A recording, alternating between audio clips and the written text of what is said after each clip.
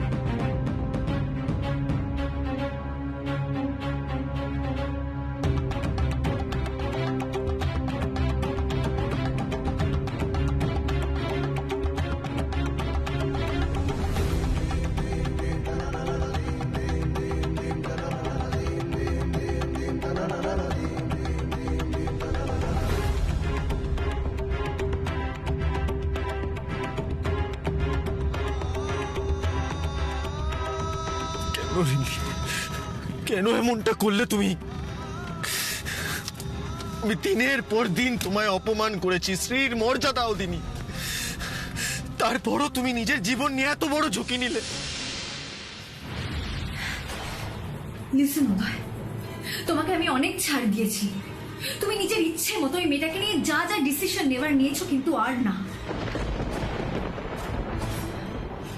Uday please try to understand.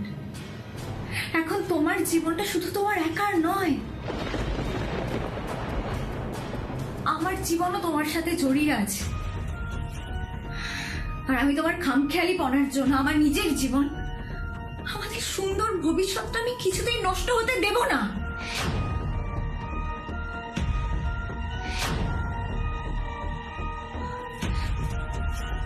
তুমি বারবার আমাকে বলো যে রিমলিকে তুমি তোমার জীবন থেকে দূরে সরিয়ে ফেলবে, কিন্তু আমি জানি না সামহাও এই মেয়েটা বারবার তোমার জীবনে আবার চুম্বকের মতো ফিরে আসে। তোমার কোনো ধারণা আছে উদয় হাউ আই ফিল? আমার কথা বাদ দাও, একা ওই মেয়েটার জন্য তুমি তোমার জীবনের কতগুলো সম্পর্ক নষ্ট করতে চলেছো, তোমার কোনো আইডিয়া আছে? তোমার কোনো ধারণা আছে উদয়, যেই মেয়ে কালকে তোমাদেরই বাড়ির ছেলেকে দুশ্চরিত্র প্রমাণ করতে চাইছিল, তার জন্য তোমার এইভাবে হসপিটালে বসে থাকায় আন্টি কতটা ডিস্টার্ব, কতটা খারাপ লাগছে আন্টির?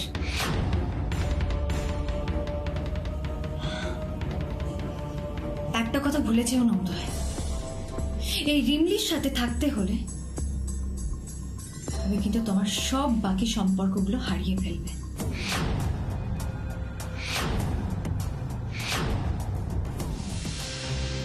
আসলে মম, আসলে আমি জানি তুমি রিমলিকে নিয়ে ডিসিশনটায় খুব কষ্ট পেয়েছো। ও মম, আই এম সরি, বাট তুমি আমার উপর একটু ভরসা করো। দেখো, আমায় 6 মাস দাও, জাস্ট গিভ মি 6 মান্থস, তার মধ্যে আমি সব ঠিক করে দেবো। দেখো বেটা, তুমি আমার সন্তান। হ্যাঁ, সন্তানরা ভুল করলে বাবা মা কষ্ট পায় ঠিকই, কিন্তু দিনের শেষে ক্ষমা করে দেওয়া ছাড়া উপায়ও তো থাকে না আর কিছু। দেখো, আমি তোমাকে একটাই কথা বলবো, তোমার এই ভুল ডিসিশনের পরেও কিন্তু সৃজা তোমাকে ছেড়ে যায়নি।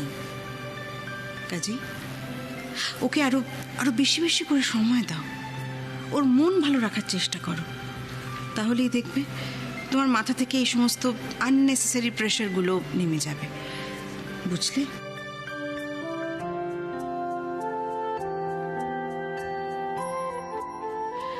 সৃজাকে আর তুমি কষ্ট দিও না উদয়। তুমি এটুকু জেনো, সৃজা রিমলিকে পছন্দ করতে পারে না, ওকে মেনে নিতে পারে না, and that's quite obvious, you know that.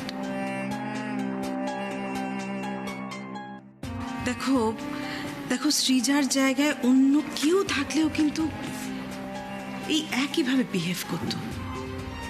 তাও তো আমি বলবো সৃজা অনেক মাথা ঠান্ডা রেখে রিয়াক্ট করছে, সেটা সেটা জাস্ট তোমাকে ভালোবাসে বলে, তোমাকে ইম্পর্ট্যান্ট ভাবে বলে। তুমি ওর এই ভালো মানুষের সুযোগ নিও না উদয়, ওকে আরো বেশি করে সময় দাও, নিজের প্রায়োরিটিটা বুঝে নাও। এটাই এখন আমার তোমার কাছ থেকে একমাত্র চাওয়া, ওকে?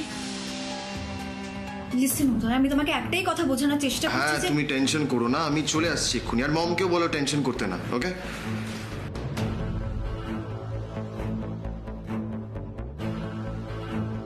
সাধু বাবা ভুল বলেছেন, কিচ্ছু জানেন না উনি। আমি প্রমাণ করে দেবো সাধু বাবার সব কথা ভুল। তোরা তো রাজ্য টোকরে, আমি কে? স্বয়ং ঈশ্বর তোদের গাঁট ছড়া বেঁধেছেন, এমন কোন অশুভ শক্তি নেই যে তোদের আলাদা করবে।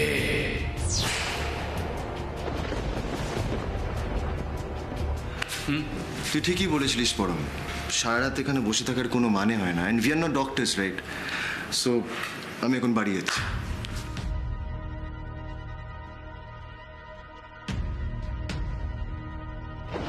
আমি উদয়কে ফোন করে দিয়েছি, ও বাড়ি ফিরছে। তুমি একদম টেনশন করো না আন্টি।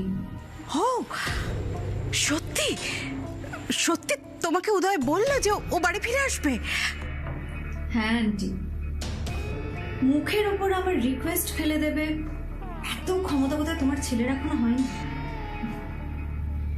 কি বলো তো আন্টি, আমি আর উদয় একে অপরকে ভালোবাসি, আর কেউ খড়কুটোর মতো আমাদের জীবনে উড়ে এসে জুড়ে বসলেও আমাদের বাঁধন কেউ আলগা করতে পারবে না। গ্রেট। আন্টি, তুমি আমায় বলেছিলে না উদয়কে নিজের হাতের মুঠোয় রাখতে? সেই কাজ আমি শুরু করে দিয়েছি। এবার তুমি নিশ্চিন্তে থাকতে পারো, ওকে? আমি জানতাম সৃজা, আমি জানতাম উদয় তোমার কথা ফেলতে পারবে না, ও তোমাকে খুব ভালোবাসে, এটা আমি জানি। Thank you Srija, thank you so much. Great. ও দিদি কি বললো সৃজা, উদয় কখন ফিরবে? সৃজা বললো যে উদয় বাড়ি ফিরে আসছে, আর একবার ও বাড়ি ফিরুক, তারপর হাসপাতালে গিয়ে রিমলির মুখ ওকে আমি কিছুতেই দেখতে দেব না। আমার কিন্তু অন্যরকম মনে হচ্ছে জেঠিমণি। কি বলছো কি তুমি? আমার মনে হচ্ছে আজ দাদাভাই বাড়িতে ফিরবে না। প্রতীক, তুমি এই বাজে কথাগুলো বলা বন্ধ করবে? সরি জেঠিমণি।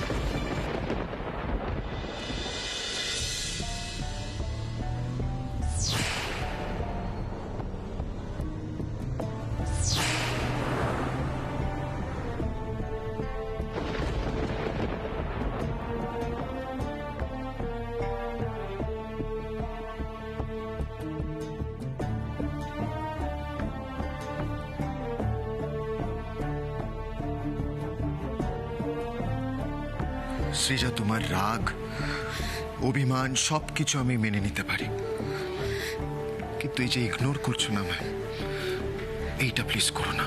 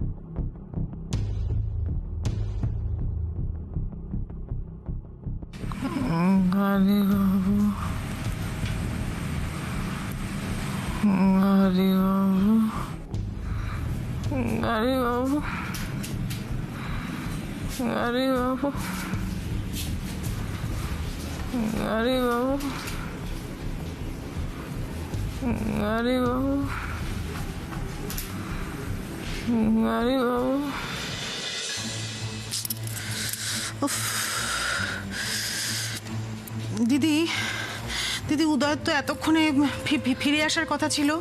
হাসপাতাল থেকে আমাদের বাড়ি কতটুকুই বা দূরত্ব বলো তো? এত রাত হয়ে গেল, বুঝতে পারছি না। তাহলে কি দিদি? দাঁড়াও লোপা, আসবে না উদয়। ভুল লোপা, মস্ত বড় ভুল করে ফেলেছি। গ্রামের মেয়ে ভেবে রিমলিকে বড্ড কমজোর ভেবে ফেলেছি। যা আগুন লাগিয়েছি তা এত সহজে নেববার নয় জেঠিমণি। তুমি তুমি ঠিকই বলেছিলে প্রতীক।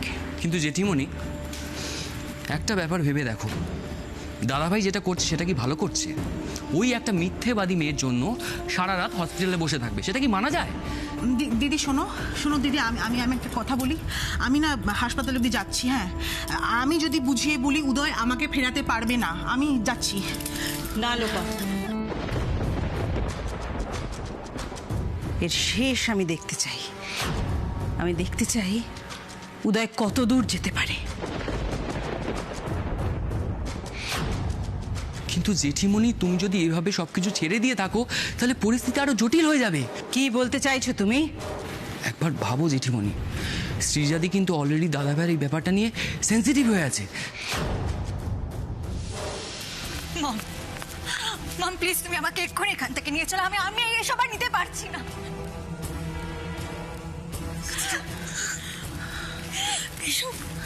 সব দেখে আমার জাস্ট দম আটকে আসছে, পারছি না আমি।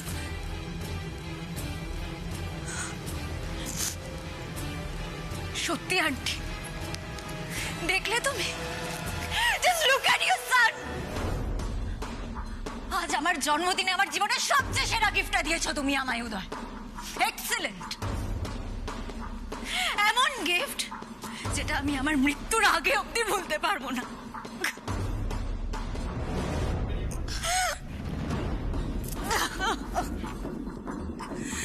সুব্রত তো ইমার্জেন্সি মিটিং অ্যাটেন্ড করতে বেরিয়ে গেল বলে কিছুই জানতে পারলো না মিসেস মুখার্জি। কিন্তু যখন ও ফিরে আসবে তখন নিশ্চয়ই আপনাকে প্রশ্ন করবে যে এই লোক হাসানো সিচুয়েশন তৈরি করার মানে কি হলো। এবার দাদাভাই না ফেরা নিয়ে যদি আরো বাড়াবাড়ি হয় তাহলে কিন্তু শ্রীজাদি আরো খেপে যাওয়ার সম্ভাবনা আছে জেঠিমণি। আর যদি শ্রীজাদি খেপে যায় মানে? ও কেমন জেঠিমণি, এটাও কি তোমায় বলতে হবে? শ্রীজাদির সাথে যদি দাদাভাইয়ের বিয়ে হয় তাহলে সুব্রত বাবুর সাথে আমাদের ব্যবসাটাও জুড়ে যাবে। দেখো, কেউ না বললে আমরা তো জানি যে মা বাবা দুজনেই তোমাকে ভয় পায়, তাই একটা সহজ কথা সহজভাবে বলার আগে 10 বার ভাবে। তার মানে তুমি বলতেছো তুমি আমাকে ভয় পাও না, তাই তো? না না জেঠিমণি, তুমি আমায় ভুল ভাবছো। ভয় পাওয়ার ব্যাপার আসছে কেন? কারণ আমি তোমার শ্রদ্ধা করি, তাই ভয় আসছে কোথা থেকে? শ্রদ্ধা আর ভয় কখনো একসঙ্গে করা সম্ভব জেঠিমণি? তুমি বলো, তুমি তোমার ইন্সপিরেশন জেঠিমণি। তোমার দেখানো পথেই তো আমি চলতে চাই। আমি চাই ঠিক তোমার মতো করে এই পরিবার, এই মুখার্জি ইন্ডাস্ট্রিকে, এই বিশাল সাম্রাজ্যকে এগিয়ে নিয়ে যেতে। উদয় যদি তোমার মতো হতো ভেবেও ভালো লাগছে। কেউ তো অন্তত একজন মুখার্জি ফ্যামিলির সম্মানের কথা ভাবছে। ওয়েল ডান প্রতীক, ভেরি ওয়েল ডান। আর হ্যাঁ, একটা কথা সবাই কান খুলে শুনে রাখো, উদয়কে আর কেউ কোনো ফোন করবে না। হাসপাতাল থেকে আনতে যাওয়া তো দূরের কথা, আমিও দেখতে চাই ও কত দূর যেতে পারে।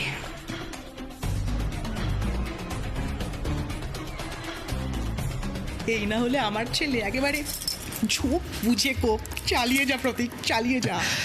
খেলা তো সবে শুরু মা, এবার দেখো আমি ধীরে ধীরে দাদাভাইকে কিভাবে খেলা থেকে সরিয়ে দিই, তখন ম্যাচ আমার কন্ট্রোলে থাকবে।